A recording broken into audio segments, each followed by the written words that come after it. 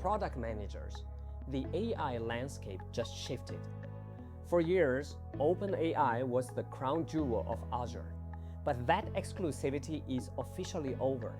OpenAI's frontier models, including GPT 5.5, are landing on Amazon Bedrock.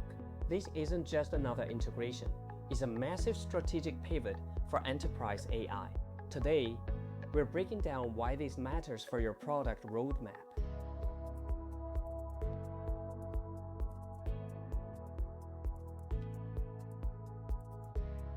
The biggest takeaway: model neutrality.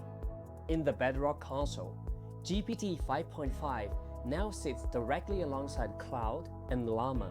For PMs, this means you can finally run a /B test between these titans within a single security VPC. No more jumping between clouds or worrying about fragmented data governance. You can now choose the best model for the job, not just the one your cloud provider happens to own.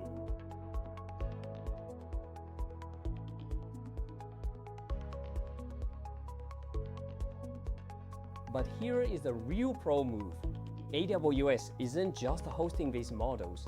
They've integrated OpenAI into their managed agents framework. This allows you to build agents that reason and act, handling memory and tool use as a managed service. Heads up, growth PMs, you can now apply your company's existing AWS spending commitments toward your OpenAI token usage. It's a procurement dream that removes the friction of starting new AI projects.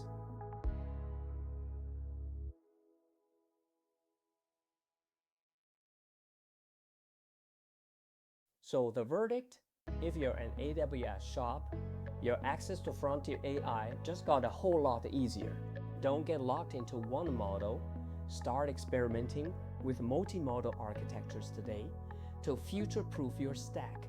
I'm curious, will this move make you reconsider your current cloud strategy? Let me know in the comments.